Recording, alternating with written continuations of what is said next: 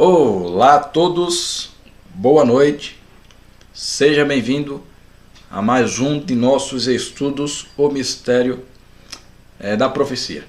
Que Deus abençoe grandemente você, aproveite, compartilhe o link, convide as pessoas para que juntos nós possamos aprender mais do amor, da graça e das mensagens bíblicas que Deus tem a nos dizer.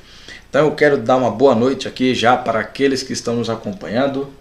A Flávia, seja bem-vinda Flávia, ao Carlos, que Deus abençoe grandemente vocês e aos demais que estão nos acompanhando. O tema de hoje é um tema muito importante, é um tema muito essencial. Então, que você participe aí junto conosco, coloque os seus comentários, interaja e tenho a plena certeza que Deus estará nos abençoando hoje. Não sei se você percebeu, mas estamos com um layout diferente, né? Estamos nos atualizando. Então, se por acaso você que está nos assistindo quer um estudo bíblico mais detalhado, mais personalizado, algo mais pessoal, porque aqui é como se fosse uma classe bíblica, né? Algo mais geral. Agora, se você quer um estudo mais individual, quer aprender um pouco mais da Bíblia, então, ó, aqui é desse lado. Escaneie o seu celular aqui no QR Code, tá certo? É melhor assim, é assim, pronto. Escaneie aqui no QR Code, é o seu celular que vai ser direcionado, né, para você entrar em contato através, e daí nós poderemos estar atendendo você, agendando um horário, agendando um momento. Pode ser, se você mora aqui perto, né, da região do Cambuci, pode ser um estudo na sua casa, com toda a segurança, claro, ou então um estudo virtual, né, ou diretamente pelo WhatsApp, pelo Zoom, pelo Meet, para que juntos possamos aprender mais do amor de Deus. Então, se você quer receber um estudo bíblico mais individual, mais direcionado, tirar suas dúvidas, então, aqui, ó, escaneie o seu celular no QR Code, ok? Bem aqui. E você estará entrando em contato com a nossa igreja. Nós estaremos no horário, atendendo aí a sua necessidade e fazendo com que possamos aprender mais do amor e da graça de Deus. Então, compartilhe aí o link com as outras pessoas para que elas possam estar conosco também. Então, aqui no Facebook, no YouTube, tenho certeza que Deus estará nos abençoando. E o estudo de hoje nós vamos dar continuidade àquilo que nós aprendemos na semana passada. Na semana passada aprendemos alguns detalhes, algumas informações importantes, né? Foi o nosso 17º estudo, né? Vimos a questão das várias religiões, das várias denominações, né? O tema é se Deus é o mesmo, porque tantas religiões. E hoje será o complemento. E 1000 erros valem mais do que uma verdade. Então que Deus nos use nesse momento, se faça presente e ilumine o nosso entendimento. Então agora vamos orar para então começarmos o nosso estudo. Oremos. Querido Deus, Pai amado Senhor, somos gratos a Ti pelo carinho, pela atenção e pela forma como o Senhor tem nos guiado.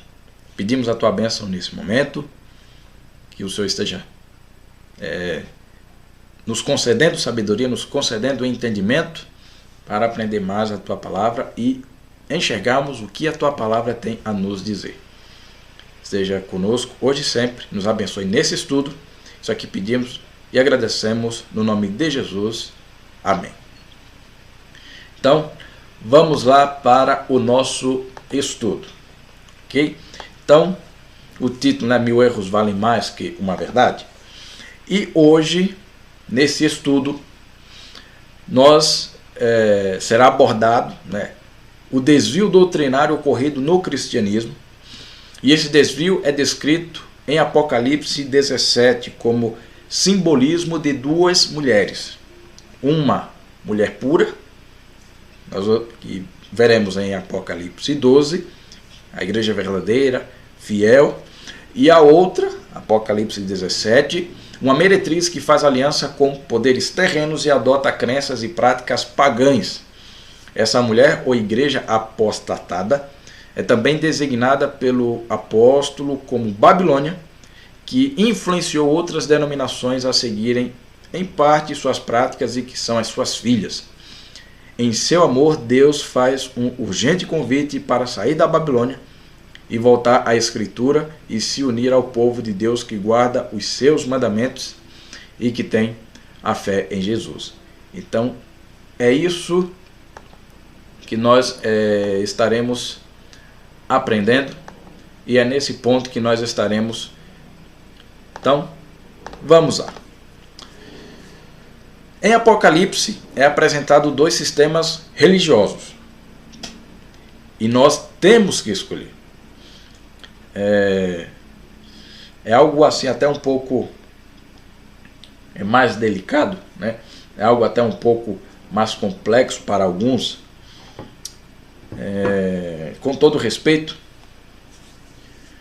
quando a pessoa ela ainda é nova no conhecimento da Bíblia, então tem algumas coisas que nós deixamos para depois.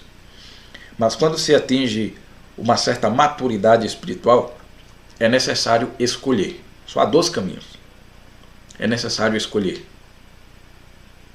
Da mesma forma, o Apocalipse nos apresenta 2 tipos de sistemas religiosos. Um é o sistema verdadeiro. Outro é o sistema falso. Então não há uma alternativa para ficar em cima do muro. Não há um terceiro caminho. Muitos afirmam, com todo respeito, Deus é um só, há várias igrejas, mas Deus é um só.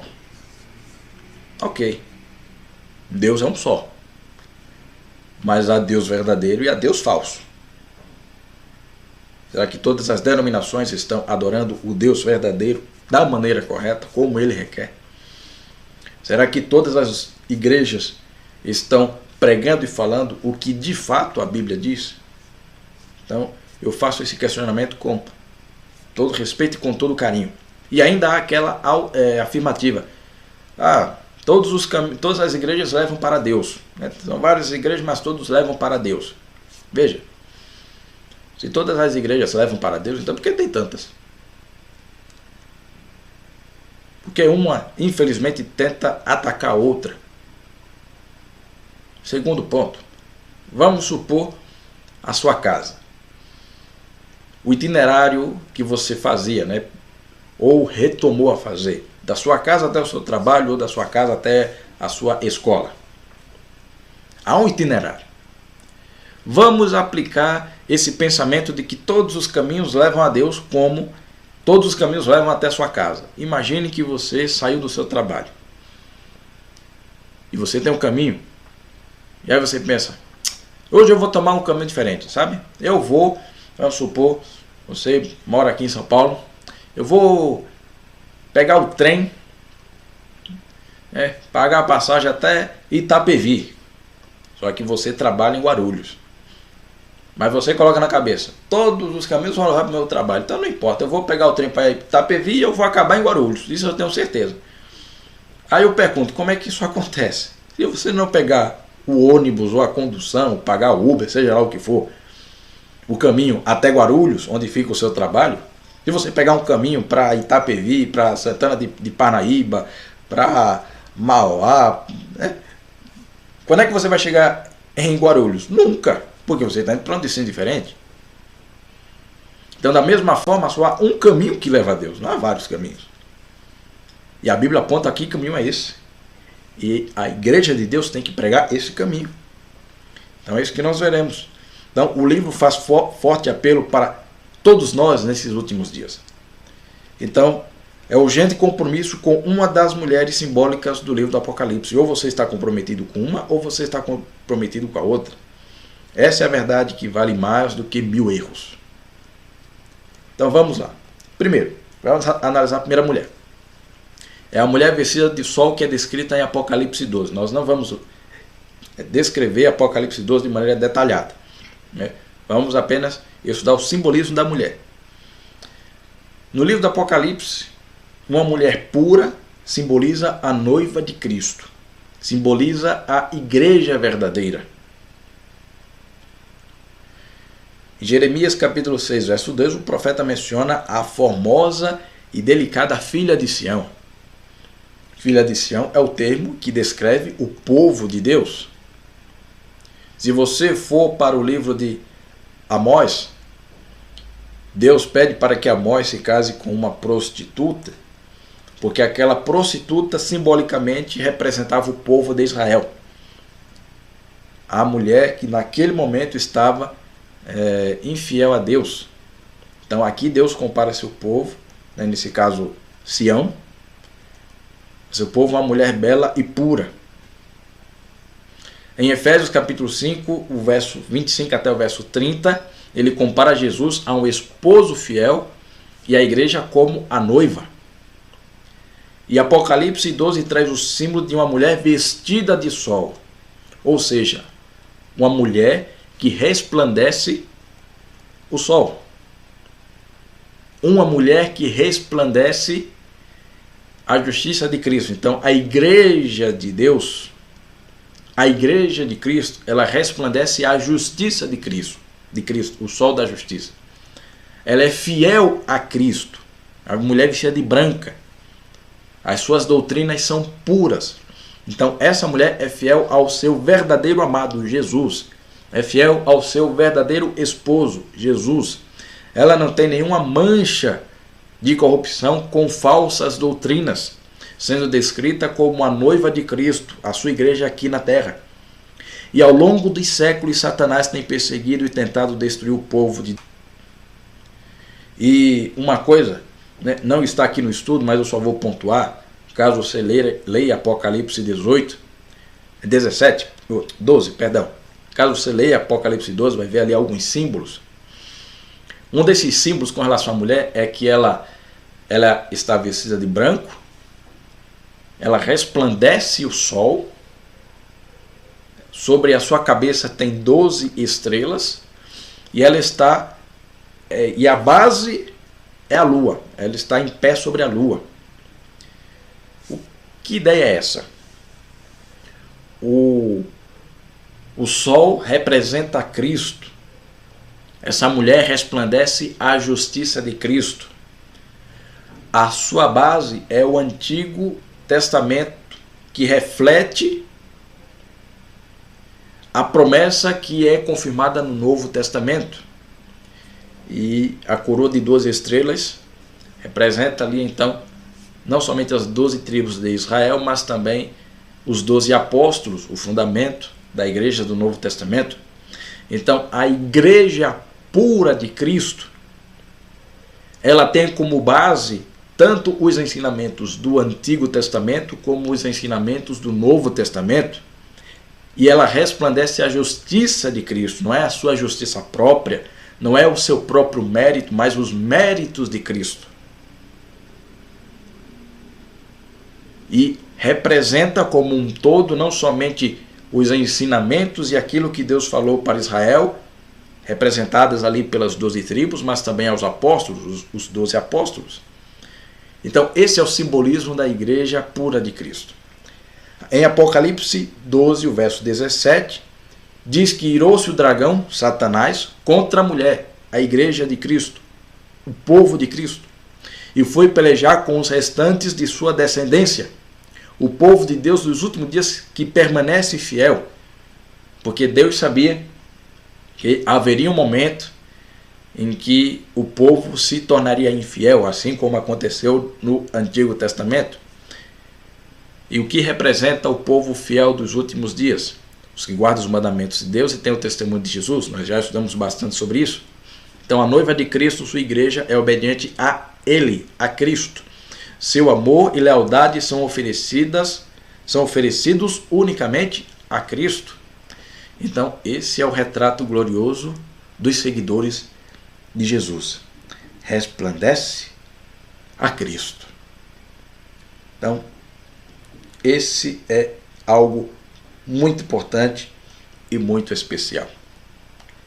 E assim, como não vai dar para detalhar o estudo em Apocalipse 12, se você tem um desejo de aprender um pouco mais sobre o Apocalipse de maneira mais profunda, então vá aqui no QR Code, depois escaneie aí no seu smartphone, escaneie o QR Code, entre em contato conosco, que nós oferecemos a você um curso gratuito,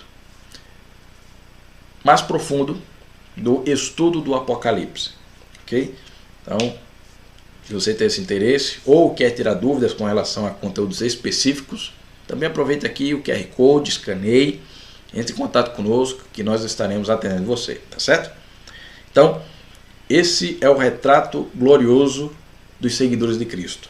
Uma igreja que aceita a Bíblia como um todo, que obedece unicamente à voz de Jesus, que a sua doutrina é pura, não é contaminada com filosofias, com pensamentos ou com tradições humanas, e que permanece fiel a Deus, principalmente nos últimos dias, sendo uma testemunha de Cristo e guardando os mandamentos do Senhor. Agora, a segunda mulher, que é em Apocalipse 17, é uma mulher que representa uma igreja apóstata, uma igreja que abandonou o seu noivo. Então, é Apocalipse 17, a outra mulher está montada em um animal escarlate. A Bíblia a chama de grande meretriz. E aqui o apóstolo João nos oferece um retrato explícito do seu sistema religioso apostatado. Veja o que diz lá em Apocalipse 17, o verso 1 e o verso 2. Diz o seguinte, ó, veio um dos 7 anjos, que tem as 7 taças, e falou comigo, dizendo, vem mostrar-te-ei o julgamento da grande meretriz, que está sentada sobre muitas águas, com quem se prostituíram os reis da terra, e com o vinho de sua devassidão foi que se embebedaram os que habitam na terra.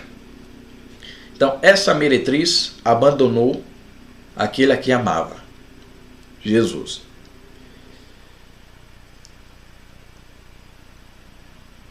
A mulher branca de Apocalipse 12 acabou se corrompendo. E agora é descrita como uma mulher, uma grande meretriz.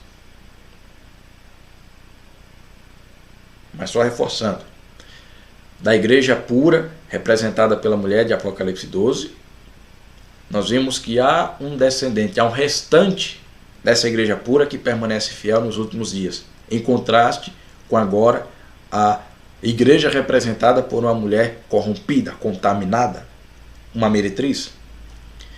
Então vamos a alguns detalhes importantes. Primeiro, essa igreja abandonou Jesus como seu noivo.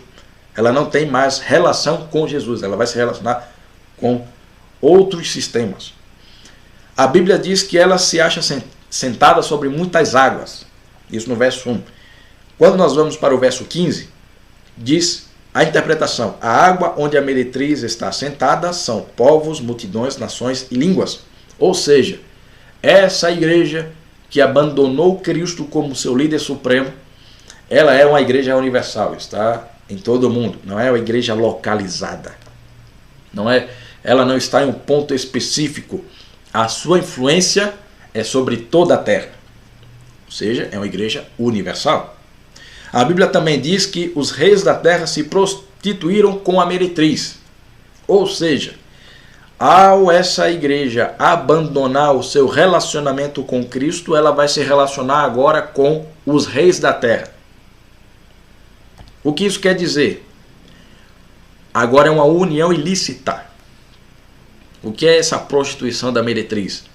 Qual é a união lícita? A igreja com Deus. Mas a mulher representada em Apocalipse 17 é uma igreja que não se relaciona com Deus. Uma igreja que se relaciona com os reis dessa terra. Ou seja, é a união entre igreja e Estado. Quando igreja e Estado estão de mãos dadas, isso é uma união ilícita. Então essa igreja, por ela não mais se apoiar no poder divino, ela então agora se apoia no poder civil, no poder político. A sua fonte de poder não é mais Deus, porque ela não se relaciona mais com Deus. Sua fonte de poder é o sistema político, é o sistema civil dessa terra. Então é uma união ilícita no sistema da igreja caída, a igreja ela está unida ao Estado. Então, no sistema da igreja verdadeira, a igreja está unida a Cristo. Mas a igreja caída procura os reis e os líderes políticos em busca do poder terreno. Então, quando a igreja deixa aquele que a ama, Deus, ela procura o poder nos reis da terra ou nas autoridades do Estado. E aí você pode estar com uma interrogação aí na sua cabeça. Deixa eu olhar aqui um pouco os comentários. Por enquanto, nenhuma pergunta. Se você tiver qualquer pergunta, faça aí. Ou então, se for algo mais complexo, entre em contato aqui pelo QR Code. Isso não quer dizer que hoje a igreja não possa ter algum representante político. Por exemplo,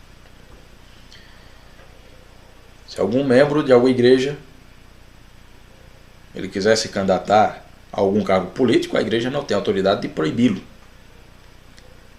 O grande problema é quando essa pessoa ela quer se manter no cargo político por causa da igreja.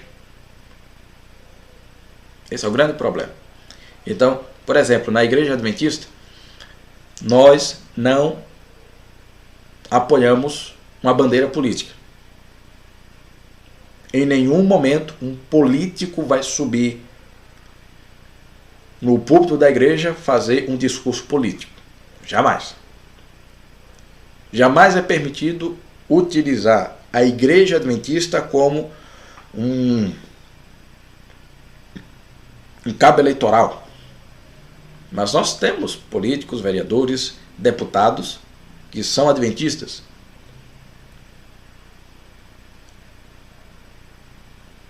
Mas a igreja não aceita que esse deputado se utilize da igreja para se manter no poder, ou vice-versa. Que a igreja tenha benefícios especiais por causa desse cargo político. Não. A igreja adventista não tem bandeiras políticas, tanto que dentro da igreja tem pessoas de esquerda, tem pessoas de direita, tem pessoas de centro. Quando chega o momento de eleições, um irmão fica trocando ideias, né, com outro irmão por causa da sua posição política, porque dentro da nossa igreja adventista, qual é o nosso pensamento? O nosso papel aqui não é briga política, é transmitir a palavra de Deus. Então os nossos irmãos têm livre pensamento para escolher qualquer candidato, qualquer que ele seja, e apoiar o que for. Agora, o grande problema é quando a igreja se utiliza de cargos políticos para ter alguns privilégios. Ou se utiliza do cargo político para defender algumas bandeiras. Então, quando as coisas vão se enrolando, igreja e Estado, eis o grande problema da igreja. Então, a Bíblia ainda diz que em Apocalipse 17, verso 3, diz: transportou-me o anjo em espírito a um deserto e viram uma mulher montada numa besta escarlate, besta repleta de nomes de blasfêmia, com 7 cabeças e 10 chifres. Então, a grande meretriz de Apocalipse 17 representa um falso sistema religioso. E aqui a besta escarlate é a representação. Besta é representação de poder civil, poder político, em sua grande maioria. Blasfêmia, porque ela assume prerrogativas espirituais ou posição espiritual que é unicamente de Cristo, ou esse sistema religioso ele assume para si algumas prerrogativas que são unicamente divinas. E aqui as 7 cabeças, 10 chifres, nós vamos ver mais alguns detalhes. Então vamos lá. Lembre-se de uma coisa: na Bíblia, um animal ou besta representa um rei ou um reinado. Então ela obtém poder do Estado, mas também exerce poder sobre ele porque está montada nele. Então essa igreja é uma igreja que utiliza o poder civil, mas ela domina o poder civil. Ela utiliza o Estado para ter poder, mas ela domina o Estado. Então, a mulher representa uma igreja apóstata e a besta é um símbolo do Estado ou dos poderes políticos que se associaram a esta igreja. Aos pouquinhos, nós vamos chegar ao significado de cada um deles. Então, o texto bíblico apresenta que ela achava-se a mulher, lembre-se, a grande meretriz, a igreja caída, vestida de púrpura e de escarlata, adornada de ouro, de pedras preciosas e de pérolas, tendo na mão um cálice de ouro, transbordante de abominação e com as imundícias da sua prostituição. Isto é, na mão desse sistema religioso caído, cuja as principais cores é o púrpura e o escarlate, está uma taça de vinho, e todo mundo bebe nesse vinho. E o vinho na mão dessa mulher representa as falsas doutrinas que esse sistema religioso prega a todo mundo. E o mundo aceita. Então, o dizer aqui, de que os reis da terra se embebedaram com o seu vinho, quer dizer que muitos dos sistemas políticos, civis, todo mundo se influenciou e tomou para si como estilo de vida as falsas doutrinas que esse sistema religioso caído prega. Então, vá apercebendo-se a esses detalhes. Agora a pergunta é a seguinte: mas onde é que fica a sede desse sistema religioso apóstata? Será que existe um local onde ele rege o seu poder religioso civil? Veja, o próprio Apocalipse responde: as 7 cabeças são 7 colinas sobre as quais está sentada a mulher. A mulher representa um sistema de tradições religiosas humanas em lugar da Bíblia. As suas cores são púrpura e escarlate, e ela está localizada em uma cidade com 7 montanhas. Agora vamos já usar um pouquinho a questão geográfica e até política.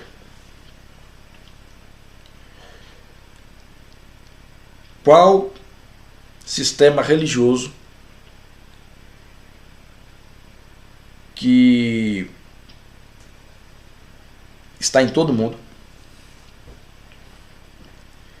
ao mesmo tempo esse poder religioso ele também tem poder civil? O seu líder, ele não é apenas reconhecido como um líder espiritual, mas também como um líder político. As principais cores que representam esse sistema religioso é a cor púrpura e a cor escarlate, ou seja, o roxo e o vermelho forte. A sede desse sistema político religioso está em uma cidade que tem 7 colinas.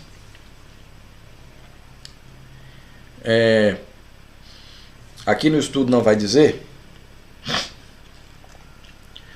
detalhar, mas lembre-se que há um momento em que diz que tem escrito blasfêmias, não é? Ela age com blasfêmia. Blasfêmia na Bíblia não vai dar tempo de descrever, mas vou falar aqui por alto. Blasfêmia, só um momento que o notebook que eu estou vendo os comentários aqui descarregou da maneira. Estava 100%, descarregou sozinho. Não sei. Esse sistema político age com blasfêmia da seguinte forma: o que é blasfêmia na Bíblia? Quando nós olhamos Cristo enquanto esteve aqui nessa terra, os judeus o acusaram de blasfêmia por 2 coisas importantes e 2 coisas essenciais. Primeiro, Jesus dizia que era filho de Deus, que era o representante de Deus.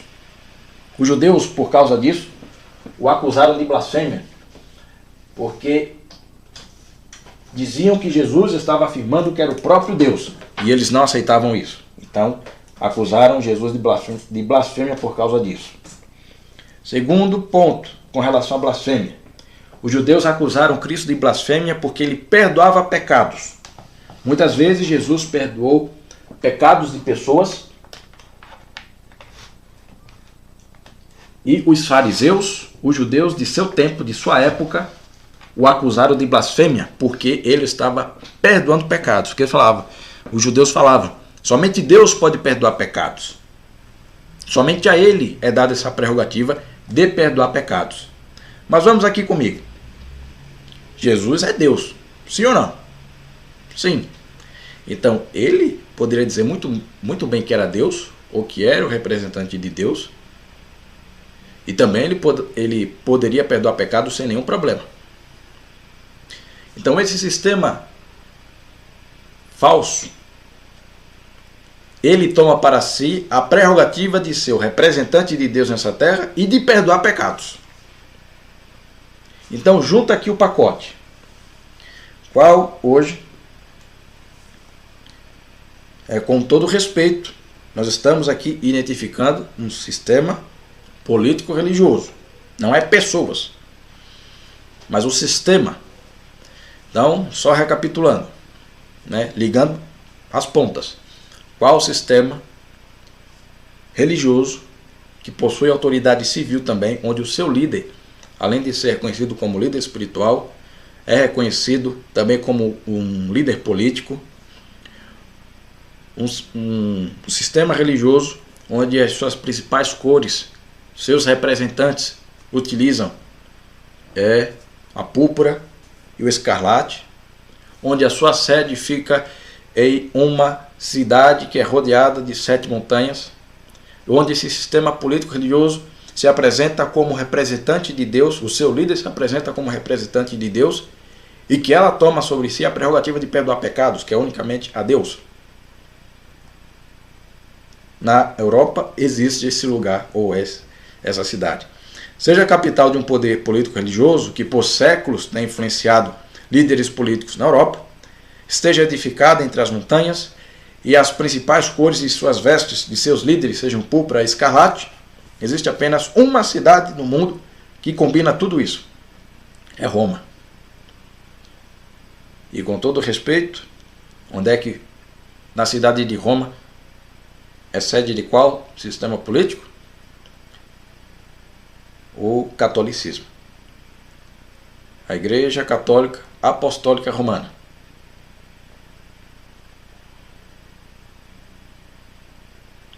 Então, a Bíblia apresenta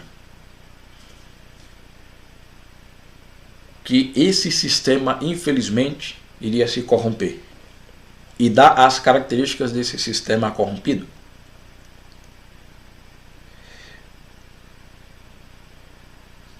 Então, isso é algo que tem que ficar muito claro. Agora,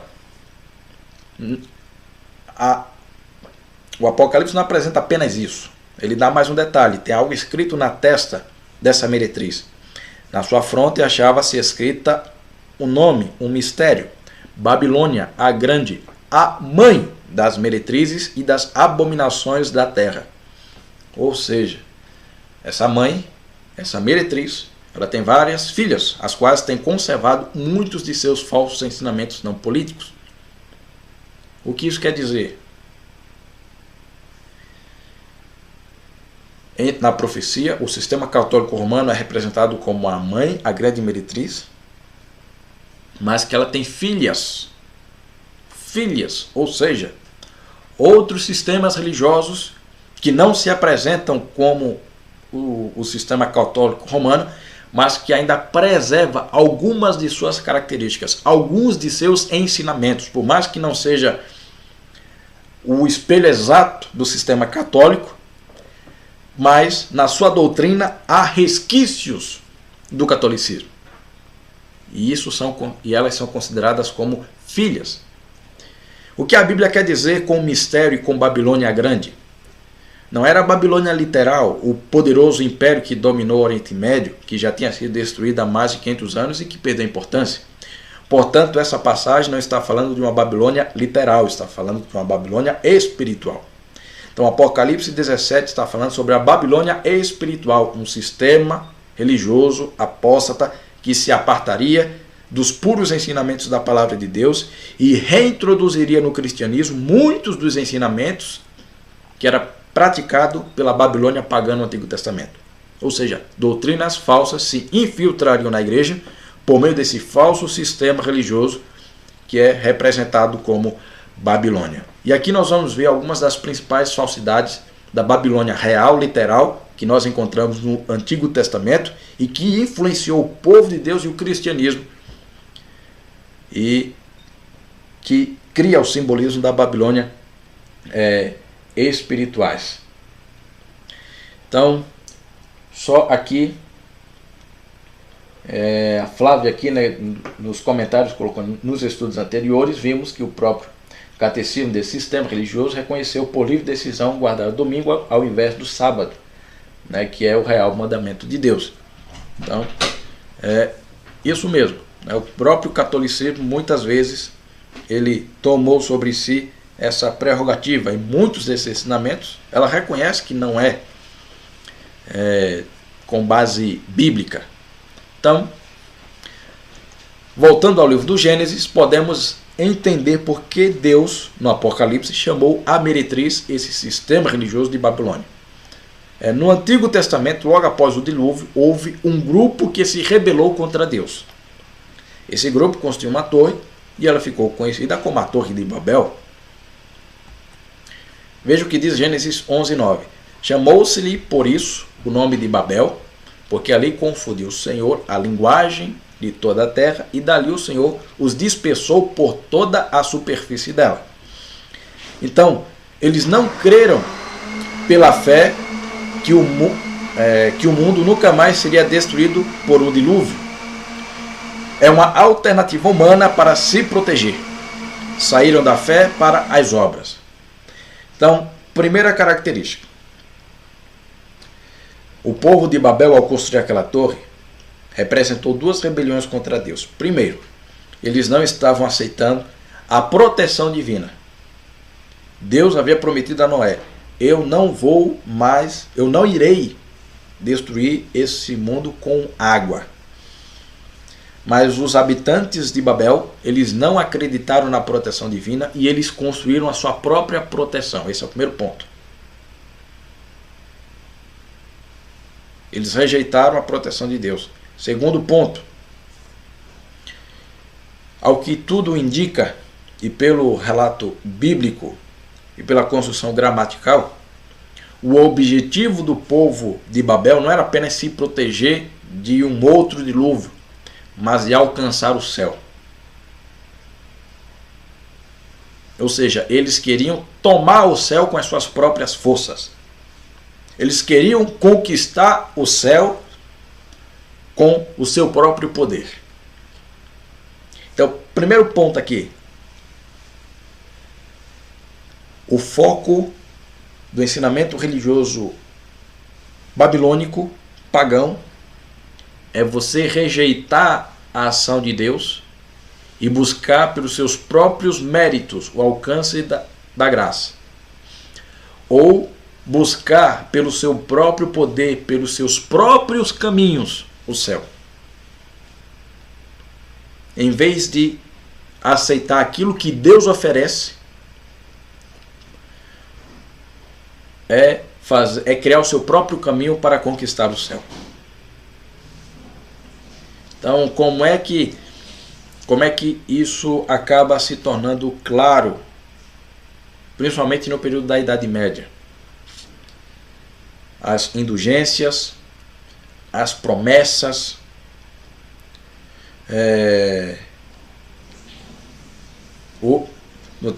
no tempo da Idade Média, muitas pessoas faziam sacrifícios, pagavam altos valores para angariar o perdão de Deus. Em vez de confiar unicamente na graça divina, se utilizavam de métodos e meios para angariar a graça de Deus. E hoje, será que ainda é assim? Em vez de você confiar nos méritos de Cristo, é necessário fazer algumas coisas que a igreja pede para você conquistar a salvação? Participar de alguns ritos? Fazer algumas missões? Então, esse é o primeiro ponto. Babilônia representa a alternativa humana de se proteger e de ganhar a salvação. Então, continuando, como era a Babilônia no Antigo Testamento? A Babilônia era o centro da idolatria. A Babilônia tinha muitas imagens, mas Cristo nos convida a ir diretamente a Deus. Se nós formos analisar o relato bíblico com relação à idolatria, o uso de imagens já era algo bem antigo. Já era bem passado. Mas somente no livro de Daniel é demonstrado uma nação obrigando os seus súditos a adorarem uma imagem. E que nação era essa? Era a Babilônia. Em nenhum momento no relato bíblico se vê os assírios, se vê os egípcios, se vê os cananeus ou qualquer outra civilização obrigando a sua população a adorar uma imagem. As pessoas adoravam as imagens que elas queriam e pronto, final. Mas quando nós vamos no livro de Daniel, há um momento em que a Babilônia decreta que a sua população adore a uma imagem, forçando o povo à idolatria. Então, por isso a Babilônia é o símbolo máximo da idolatria, do uso das imagens. Então, a Bíblia é bem clara em dizer que nós não precisamos de imagens para chegar até Deus. Então, com frequência, dava-se a elas veneração e homenagem que pertence somente a Deus. Jesus é o nosso único intercessor. Ele é o nosso sacerdote. Jesus, nosso Salvador e Redentor, convida-nos para que o adoremos diretamente e não por intermédio de uma imagem esculpida de madeira ou de pedra. Então, a Babilônia era o centro da idolatria. E a lei nos diz claramente isso. Olha o que está escrito em Êxodo capítulo 20, verso 4 a 5. Não farás para ti imagem de escultura, nem semelhança alguma do que há em cima nos céus, nem embaixo da terra, nem nas águas debaixo da terra. Não as adorarás, nem lhes darás culto, porque eu sou o Senhor teu Deus, Deus zeloso. Aqui o zeloso nós podemos substituir como Deus ciumento. Ou seja, Deus de fato quer adoração exclusiva. Ele tem ciúme da nossa adoração quando nós estamos dividindo o nosso amor com outras coisas. Mas o ciúme de Deus não é o ciúme doentio, como muitas vezes nós vemos aí, que leva até outros a morrerem, né? O ciúme de Deus não é. Mas Deus, ele tem ciúmes. E nós já vimos em estudos passados, né? Utilizei até uma Bíblia católica que tenho aqui, que a Igreja Católica, em sua doutrina, hoje aceita o uso de imagens porque não vê o perigo da idolatria. Aí, com todo respeito, estão achando que eu sou alguma pessoa com limitação mental? Antigamente as pessoas tinham o perigo de se tornar idólatras. Hoje não tem mais? É isso? Outro ponto, quando você analisa o catecismo, esse mandamento aqui é tirado, não existe. Eles arrancaram o segundo mandamento, literalmente, pode ir lá no catecismo. Então, esse sistema religioso caído, ele aceita a idolatria, o uso de imagens. Então, tragicamente, milhões de cristãos reverenciam essas imagens como objetos de adoração. E aí você se pergunta, por que a Igreja Católica utiliza imagens? Ela se utiliza imagens porque no período em que ele estava se expandindo no Império Romano, quando a religião cristã se tornou a religião oficial do Império, uma das táticas que foi utilizado para atrair os pagãos foi substituir os nomes dos deuses pagãos por nomes de pessoas cristãs. Então, hoje, a representação que é utilizada para Cristo em muitas esculturas católicas, o Jesus com o sol na cabeça, quando se procura no paganismo romano, o ser divino com o sol na cabeça, para eles, é o deus Júpiter. Então, o que foi que a Igreja Católica fez? O deus Júpiter, como é o deus máximo do romanismo, então nós vamos atrair para o cristianismo e vamos mudar apenas o nome. Ele não é o deus Júpiter, ele é Jesus. Maria, que está aqui sendo representada, no sistema religioso pagão greco-romano, é Vênus. A deusa Vênus, a deusa da vida. E depois pode-se fazer mais e mais comparações. Vai se perceber que a Igreja Católica, no início da história, para angariar o apoio e aceitação dos pagãos do seu tempo, foi mudando os nomes dos deuses pagãos para santos cristãos. E até mesmo os templos pagãos foram rebatizados com nomes para templos cristãos. Muitas igrejas antigas em Roma e na região ali da Europa, antigamente, eram templos de paganismo. Então aqui já se vê a primeira travessa aqui doutrinária que causa muito problema. Outro ponto, a Babilônia e a imortalidade. No Antigo Testamento, Babilônia era o centro dos falsos ensinamentos sobre a morte, propagando a doutrina da imortalidade da alma. Então, conforme essa ideia, quando alguém morre, existe uma alma imortal que permanece consciente, vem do paganismo, principalmente defendido pelos babilônicos. E essa não é a compreensão do cristianismo. Nós já estudamos em lições passadas que quando alguém morre, morreu, não existe mais. Não vai para um lugar especial, não fica vagando, não há uma vida pós-morte. A vida que é oferecida depois que a pessoa morre é por meio da ressurreição em Cristo. Não há uma vida independente depois da morte. Então, essa falsa ideia de que os mortos seguem vivendo em outro lugar e que a alma é imortal se integrou na igreja do Antigo Testamento, vinda diretamente do paganismo. A verdade é que a Bíblia tem a dizer sobre a morte essa aqui, porque os vivos sabem que hão de morrer, mas os mortos não sabem coisa nenhuma, nem tampouco terão eles recompensa, porque a sua memória jaz no esquecimento. Os vivos sabem que morrerão, mas os mortos nada sabem. O ensinamento bíblico sobre a morte não poderia ser mais claro. A doutrina da alma imortal não está na Bíblia, vem do paganismo. Então, veja a seguir um trecho de um sermão do pregador cristão Amos Phelps, que escreveu estas poderosas palavras há mais de 100 anos em seu sermão, com o título É o homem por natureza imortal? Olha o que ele diz.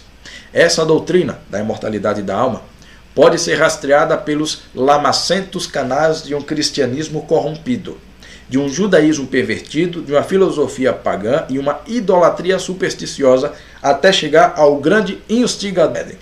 Os protestantes a tomaram emprestada dos católicos, os católicos dos fariseus, os fariseus dos pagãos, os pagãos da velha serpente, a primeira a pregar a doutrina em meio aos encantadores camaranchões daquele paraíso, para ouvintes bastante desejosos de escutar com muita atenção a nova e fascinante teologia. É certo que não morrereis. O que foi que Deus disse a Adão e Eva? Quando vocês comerem do fruto, vocês morrerão. Mas qual foi a resposta da serpente, sendo usada ali por Satanás? Vocês não morrerão. Aqui nasceu a doutrina da imortalidade da alma. Quem falou não foi Deus, foi o próprio Satanás. A Bíblia também relata a adoração ao deus Tammuz, onde muitos dos israelitas em um determinado momento estavam adorando esse deus. Se cria, né, que esse Deus, no período do inverno, ele morria, mas quando chegava na primavera, ele ressuscitava. E nesse inteirinho entre o inverno e a primavera, era necessário fazer orações pedindo a bênção desse Deus, um Deus pagão. Então já no Antigo Testamento, isso já estava contaminando o povo de Deus. Então nós já vimos aqui a questão da idolatria, a questão da imortalidade da alma. Outro ponto, a Babilônia era também o centro da adoração ao sol. O culto ao sol se destacava no Egito, nós aprendemos isso, na Síria, na Pérsia, mas também na Babilônia. Veja o que diz aqui James Grazer no livro O Culto à Natureza, na página 529. Na antiga Babilônia, o sol era adorado desde a mais remota antiguidade. Então, o culto babilônico ao sol entrou no povo de Deus. E o profeta Ezequiel diz isso, Ezequiel 8,16. O que foi que ele observou? Observou em visão que estavam à entrada do templo do Senhor, entre o pórtico e o altar, cerca de 25 homens, de costas para o templo do Senhor e com o rosto para o oriente, adoravam o sol, virado para o oriente. Então, explicando aqui qual foi a visão que Ezequiel teve. Ele viu alguns líderes em visão no pátio do templo. Em vez deles estarem virados para o templo, adorando a Deus, eles estavam de costas para o templo, adorando o sol. Então diz, de costas para Deus e de frente para o sol, como em Babilônia.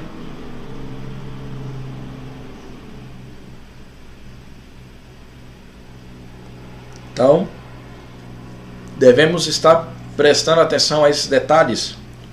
Em outro livro, As Duas Babilônias, The Two Babylons, página 105, diz assim: a fim de conciliar os pagãos com o cristianismo nominal, Roma não usou apenas a renomenclatura das estátuas, mas, buscando a sua política costumeira, tomou medidas para conseguir que os festivais cristãos e pagãos do domingo se unissem. E não foi algo difícil, em termos gerais, fazer com que o paganismo e cristianismo, agora totalmente mergulhado na idolatria, apertassem as mãos, não somente nisso, como em muitas outras coisas. Veja o que diz Edward Hiscox. Ele é autor do Manual Batista e também Novo Dicionário para Igrejas Batistas. Olha o que ele diz. Em 1893, ele se dirigiu a um grupo de centenas de pastores batistas e os deixou chocados ao explicar como o domingo tornou-se aceito na igreja cristã. O pastor Hiscox honestamente admitiu que muitos pastores tentam camuflar ou pôr preconceito, até mesmo desinformação. Olha o que ele diz. É uma pena que o domingo venha rotulado com a marca do paganismo, adotado e sancionado pela apostasia papal e deixado ao protestantismo como um legado sagrado.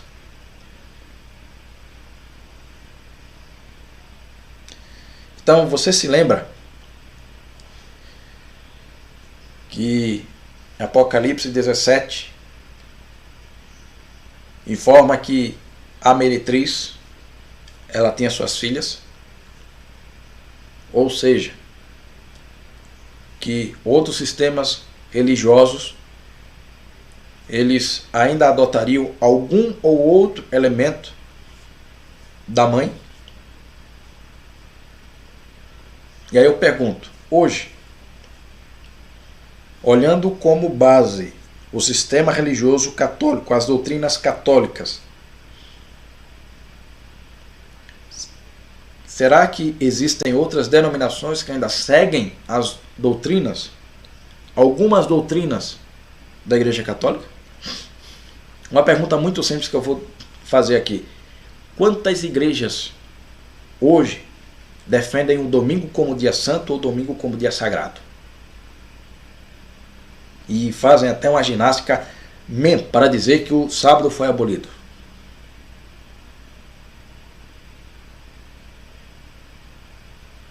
Quantas igrejas hoje falam e quando você morre vai direto para o céu? E coloca checkmate com relação à segunda vinda de Cristo. Porque hoje muitas igrejas são mortas. Os sermões são mortos. Os sermões são mais assim, autoajuda. São sermões assim mais motivacionais e tal. É porque a verdade principal de anunciar a segunda vinda de Cristo não tem sentido se quando a pessoa morre já vai para o céu. Então para que pregar a segunda vinda de Cristo? Para que fazer o povo se preparar para se encontrar com Cristo? Morreu, vai para o céu, então tá bom. Entre tantas e tantas outras coisas. Então Deus está hoje nos levando de volta para a sua palavra. É preciso confrontar a mulher e as suas filhas que tentam mudar os tempos e a lei. 7:25 diz que a ação do chifre pequeno, e aqui eu vou fazer o paralelo. O chifre pequeno de Daniel capítulo 8 e Daniel capítulo 7 representa o mesmo poder político religioso de Apocalipse 13, a primeira besta, e também representa o mesmo poder político religioso de Apocalipse 17. É uma coisa só. São várias perspectivas de um mesmo sistema político religioso. O chifre pequeno de Daniel 7, o chifre pequeno de Daniel capítulo 8, a primeira besta, a besta que surge do mar de Apocalipse 13, e a mulher sentada sobre a besta de Apocalipse 17 é o mesmo sistema político religioso. É por isso que lá em Daniel capítulo 7:25 diz que esse sistema político religioso iria mudar os tempos e a lei. Há uma afirmativa de George Eliot no livro O Sábado Permanente, onde ele comenta sobre Daniel 7 e a tentativa humana de mudar a lei de Deus. Olha o que ele diz. O que se está propondo? Rasurar um código nascido no céu. Expurgar um artigo do testamento registrado do Eterno. Serão as tábuas eternas da sua lei desfiguradas pela mão da criatura? Infelizmente, hoje, muitos estão jogando por terra, quebrando a lei de Deus e, como máximo, deixando de lado a palavra de Deus. Fica no eu acho. Antes era assim, agora é assim. Então, acho que essa é uma boa pergunta. Não é verdade? As tábuas eternas da lei de Deus, elas não podem ser mudadas. Deus está chamando um povo no tempo do fim para voltar à sua fidelidade à sua palavra. Jesus orou, santifica-os na verdade, a tua palavra é a verdade. A mulher de escarlate montada no animal passou o seu vinho para muitos ao seu redor, e o mundo se embebedou com as doutrinas falsas da Babilônia. E esses ensinamentos errôneos têm causado impacto em milhares de pessoas. Por isso, o apelo final de Deus para os últimos dias é esse daqui, Apocalipse capítulo 18, o verso 2. Então exclamou com grande voz, dizendo: caiu, caiu a grande Babilônia. Ou seja, as mentiras, as falsidades, as confusões desse sistema político religioso estão desmascaradas. E por causa disso, o verso 14, olha o que diz. Olha o apelo de Deus. Ouvi outra voz do céu dizendo: retirai-vos dela, povo meu. Se retirar de onde? Da Babilônia, da confusão, da mentira doutrinária, da tradição humana, das filosofias humanas. É necessário sair para não seres cúmplices em seus pecados e para não participardes dos seus flagelos. Você se lembra? Domingo passado, quando foi comentado sobre a terceira mensagem angélica, que a terceira mensagem angélica é o seguinte: é a condenação, é o alerta para que as pessoas não recebam a condenação da besta. Aqui é o convite. para não ter o mesmo fim do sistema falso, é necessário sair dele. O apelo que vem do céu é: saiam de toda a igreja que não ensina a obediência da lei de Deus. Só reforçando, não é a igreja que salva, é a graça de Cristo. Mas só vai fazer verdadeira diferença quando nós estamos alinhados com a verdade, com Cristo. Esse é o comentário sobre Apocalipse 18, verso 4. Os eruditos bíblicos protestantes Robert Jamieson, Fossé e David Brown fazem essa notável declaração: em toda a igreja apóstata ou conformada com o mundo, visível e verdadeira de Deus, se esta quiser estar a salvo, deve retirar-se daquela qual? Da igreja apóstata. Uma coisa é quando você está no tempo da ignorância, quando você não conhece. Deus não leva em consideração o tempo da ignorância. Quando nós não conhecemos toda a verdade bíblica, quando vivemos a verdade que Ele nos concede, Ele é misericordioso para nos salvar. Mas quando eu conheço mais de forma deliberada, aceito não me comprometer com as novas verdades que eu vou descobrindo, aí é que mora o perigo.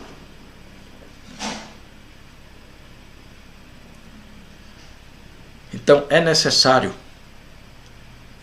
comprometer-se com a verdade bíblica. E aí uma questão muito importante é a marca que a Bíblia fala, né? Aqui de uma forma resumida, depois nós vamos ter um estudo mais detalhado só sobre a marca, né? Hoje foi mais uma identificação da besta, do sistema político religioso decaído, corrompido. A marca da besta é algo contrário à marca de Deus. Quando nós vamos para Ezequiel capítulo 20, verso 12 e também o verso 20, Deus deixa bem claro qual é a marca do povo de Deus. É o sábado. O sábado é o sinal ou a marca de Deus. Então, qual é a contrafação? Qual é a falsa marca? Qual é a marca que representa a besta? É o domingo. Quando eu sei que o sábado é o sábado da adoração de Deus, mas de forma deliberada eu negligencio o sábado e escolho o domingo como o dia de Deus, eu estou aceitando não a marca de Deus, mas a marca da besta. Então a marca da besta não é um chip implementado, né? Seja lá o que for que as pessoas falam hoje. Deixa bem claro, a marca sobre a fronte ou sobre a mão. Se de forma consciente eu aceito o domingo como o dia de Deus, eu estou aceitando a marca da besta.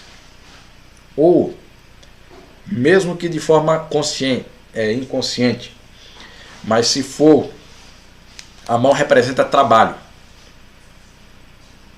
A mão representa trabalho. Quando eu de forma deliberada, né, aceito fazer a minha vontade e não a vontade de Deus, negligenciando a adoração de Deus no sábado, então eu também estou propício a aceitar o domingo como dia de guarda. Então, qual é a marca da besta? É o domingo. Mas depois nós vamos ter um estudo mais detalhado sobre isso. Hoje o estudo foi mais identificando o sistema político, o sistema religioso político. Quem é a besta? Então, qual é o apelo de Cristo? Retirai-vos dela, povo meu. O que é que Deus está dizendo? Retirai-vos dela, povo meu. Você gostaria de aceitar o chamado de Deus? Eu espero que no seu coração você esteja interessado pelo amor de Deus. E decida-se hoje entregar-se a Ele. E pedir forças a Ele para permanecer firme essa tua decisão até o fim.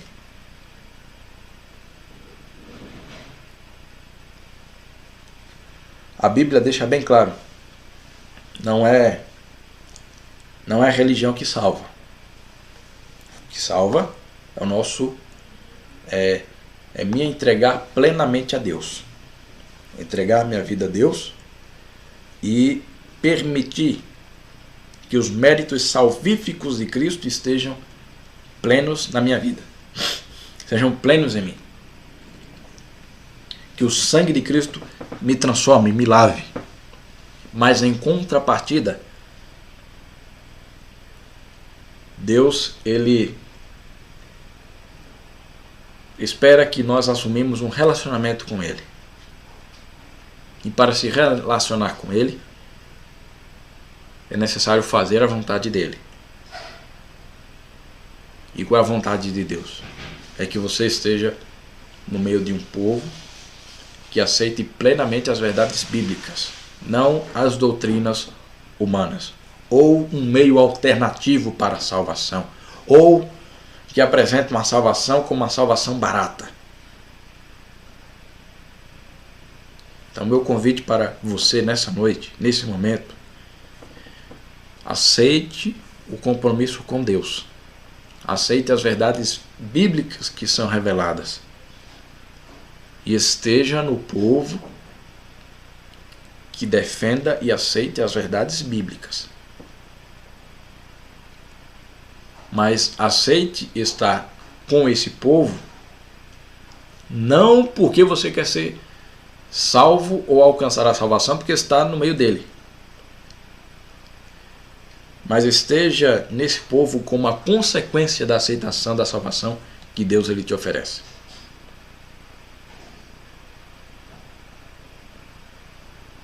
No mundo que vivemos hoje, é fácil ser salvo. A salvação sempre foi fácil. Porque Jesus já pagou o preço. Eu não preciso fazer nada para ser salvo. Mas a grande dificuldade é a luta diária para permanecer e fazer a vontade de Deus. Mas ele diz algo muito especial. Ele declara: eis que estou convosco todos os dias até a consumação dos séculos. Ou seja, por mais que a minha atitude, a vontade de Deus seja contrária àquilo que o mundo fala, àquilo que o mundo quer, Deus ele nunca vira as costas para nós. Deus ele sempre está conosco. E quando eu aceito as verdades bíblicas e desejo que essas verdades bíblicas sejam realidades na minha vida, Deus, em sua infinita graça, nos concede poder para que isso aconteça, por meio do Espírito Santo.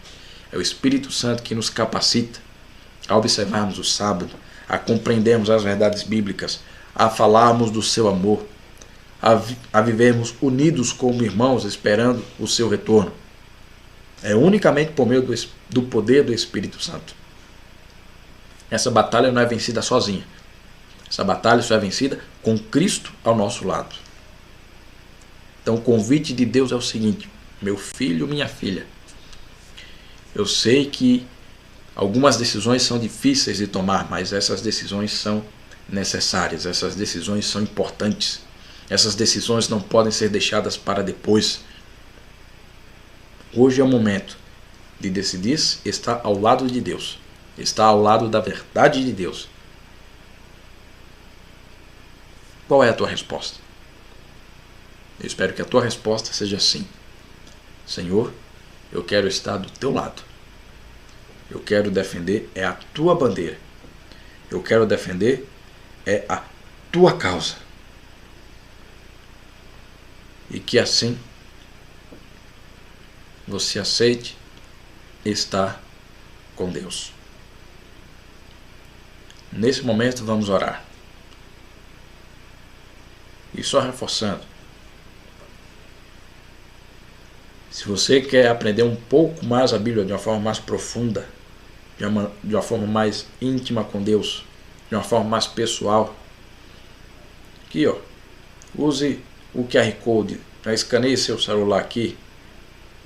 Por acaso agora você está assistindo pelo celular, depois você pode reassistir conectando na TV, no computador, ou se não no celular de uma outra pessoa, e ali com seu celular escaneie esse QR Code aqui e aceite estudar de uma forma mais profunda a Bíblia, ou até mesmo tirar algumas dúvidas. Muitas dúvidas que não dá para responder aqui na live, né? Porque nós temos um tempo curto, né? Já está indo já para 1h30. Então não dá para responder todas as perguntas, todas as dúvidas.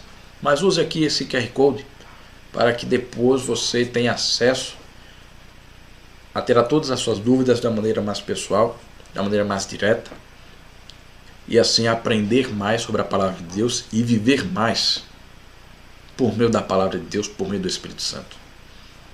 Então agora vamos orar, pedindo a bênção de Deus, pedindo que Ele nos guarde, nos ilumine e que a decisão seja de estar ao lado de Deus e viver a verdade que nos é revelada pela palavra de Deus. Então ore aí junto comigo. Querido Deus, Pai amado Senhor, primeiramente queremos agradecer a Ti por esse momento, por essa oportunidade que nós temos de estudar mais, de aprendermos mais, de estarmos conectados contigo. Obrigado, Senhor. Pai amado, queremos pedir a Tua bênção nesse momento, para que o Senhor habite na vida de cada um que está nos assistindo, que está nos acompanhando. É necessário, ó Pai, tomarmos uma decisão de estarmos ao Teu lado. Então nos ajude a tomarmos essa decisão. Nos ajude a sermos firmes, a sermos fiéis.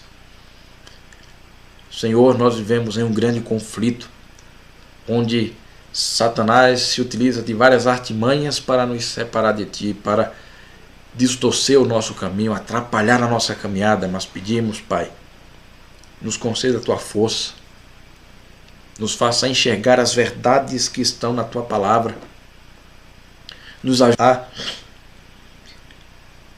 a colocar em prática essas verdades, nos conceda esse poder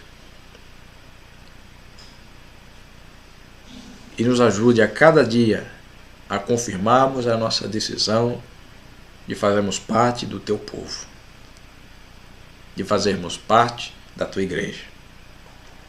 Pai amado, abençoe a cada um aqui, que o Senhor nos conceda uma boa semana, que o Senhor abençoe a todos. Isso aqui pedimos, agradecemos no nome de Jesus. Amém. Então, meu querido, minha amiga, que Deus te abençoe grandemente, que Deus te use nessa semana, te guarde, que você tenha uma ótima semana. E só reforçando mais uma vez, você é um pouquinho chatinho, mas eu tenho que utilizar. Aqui, ó. Escaneie o seu celular aqui, QR Code. Aprenda um pouco mais a Bíblia, tire suas dúvidas. Nós estaremos aqui 24 horas por dia recebendo a sua mensagem. Você pode mandar uma mensagem aqui por meio do QR Code a qualquer momento. E nós iremos responder. Atender às suas necessidades, tirar suas dúvidas e estudar a Bíblia com você também. Então, abençoe. Que Deus te use grandemente.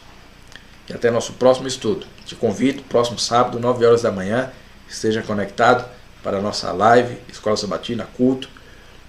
E que Deus te abençoe grandemente. Um grande abraço. Foi um prazer estar aqui com vocês. Tchau, tchau.